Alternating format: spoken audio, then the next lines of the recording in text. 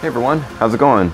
Welcome to the Master Indie YouTube channel. My name's Eric Tarashinsky, and welcome to Jet Island. Except we're not in Jet Island yet. We are in an empty ocean where we can use all of the new tools to place objects and build our own custom map. So you can see I kind of have sort of like telekinesis for placing around objects. And I can also use my jets to fly around. And when I'm in level editor mode, as you can see by this menu here, I float in the air, so I can just use my jets to fly around. So anyways, I have a lot of really cool stuff about the level editor to show off. But first I also want to show off my new knuckle controllers. So I got a sample unit of the new prototype knuckle controllers from Valve in the mail. And so far I am really liking these things. The coolest thing about them is the finger tracking. So as you can see, I've added finger tracking to the game, and you can actually see I'm able to open and close individual fingers, and I can do it in any order that I want.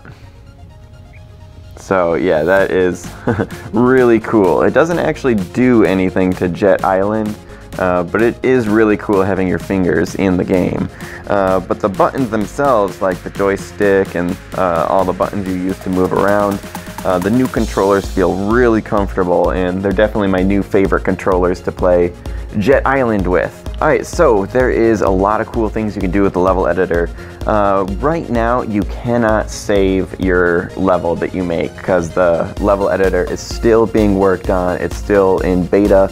But yeah, and also there's only like maybe 12 objects that you have to actually place around the world. But yeah, I'm definitely going to be doing a lot more to this level editor. This is just the beginning. Alright, so why don't I go ahead and actually go over what tools do what. So first of all, while you're editing the level, you can hold trigger to grab your placement object. You always have one object that you can place anywhere you want, and then you press the hoverboard button to make a copy of it in kind of almost like a stamp, where you just like stamp it into place. And then there are other items that you can choose from, or buildings that you can place.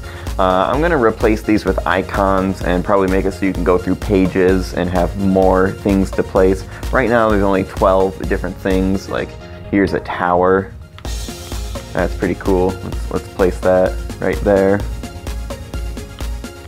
Maybe do like, I don't know, I'm just placing things randomly now. We got an arch. That's pretty cool. Place that there. We can place an entire island. And this will take kind of a while to move all the way over there, so let me change this setting here to super fast. And now I can move the island around a lot more easily, and I can place it anywhere I want. And I can also zoom out by becoming a giant. So it might not show up on video, but I am now a giant towering over these over all these half pipes and arches that used to be like hundreds of feet above my head. But now I am giant. I can even go super giant, so now everything is super tiny. So that makes it a lot easier for placing around objects. And this is just one of the islands from the Jet Island world. I'm going to add a lot more land masses, maybe some asteroids. There's an asteroid. You'll probably recognize that from Jet Island. Alright, so yeah, now that I'm a giant and I've created a world, let me show you how you can go back and you can press test at any time, and now you might not be able to see it in the video, but I'm back to normal size and I'm falling into the water, so I'm going to spawn back at the default checkpoint. Alright, so here I am back at the checkpoint, and now I can explore this world. So it's very misleading when you become a giant and you make a world. You think that that world is a certain size, but then you become normal size and you look up and you're like, holy crap, this place is huge. But yeah, why don't I go ahead and show off a time lapse of a level that I was working on. This whole level probably only took me I don't know, maybe 15 minutes to make. This level editor is really fast to come up with new levels.